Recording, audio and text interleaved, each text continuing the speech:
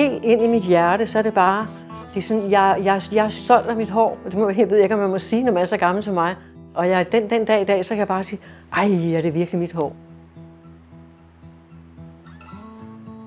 Jeg hedder Birte, jeg er 75 år.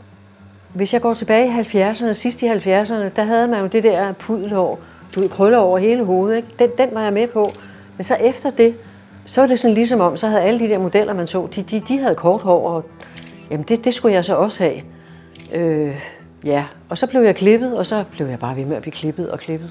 Det her med at få langt hår, det har aldrig rigtig lykkedes mig. Men den her gang er det faktisk gået utrolig godt, synes jeg selv. Men jeg er meget forfængelig, og hvis jeg kigger på alle mine gamle billeder, så kan jeg bare se, man kan ikke se et hårstrå, der ikke sidder rigtigt. Jamen det er helt sikkert, det stammer tilbage fra min barndom, det er jeg sikker på. Da jeg var barn, jeg skulle altid have rent hår, og det var med æggeblomme i. Jeg tror faktisk også nogle gange, så fik vi eddike i håret. Det var ikke kun mig, det var også mine andre søskende. Og jeg tror virkelig, at jeg var den, der havde mest blankt hår. Og sådan var vores mor bare. Vi skulle være rene, både i tøjet og håret og ja, det hele. Vi skulle bare se pæne ud. For 10 år siden, der prøvede jeg på at få langt hår. Og det gik slet ikke godt. Så snart gik lidt ned over ørerne, så skulle det bare klippes, fordi jeg skulle se ordentligt ud. Jeg har det stadigvæk sådan, at jeg går ud af døren. Det sidste jeg gør, det er at kigge i spejlet. Sidder håret godt. Det er igen det her med min forfængelighed. Når ikke håret det sad, så kunne jeg bare ikke have det. Ja, jeg har også tænkt på, at det er også noget mærkeligt noget, men det er bare en del af mig. Altså en del af mig, det er åbenbart, at mit hår, det skal bare være ordentligt. Jeg har da været skide misundelig for at sige det rent ud.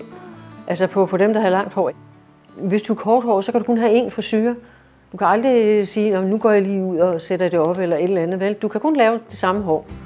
Og jeg er sådan en, nu kan jeg jo godt se her efter det blev længere, at jeg kan allerede nu begynde at sætte det op. Og det har jeg savnet. For mig har skønhed ikke nogen alder. Man henvender sig ofte til unge mennesker, i hvert fald yngre mennesker, som er rynkefri. Det er man jo ikke, når man er 75 år. Og som næsten altid ligner som små modeller og sådan noget.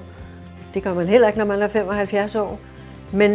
Men jeg synes bare, at selvom man er lige så gammel som mig, 75 år, så vil man også gerne have lækkert hår. Man vil stadig være med på det der med, at man vil se godt ud.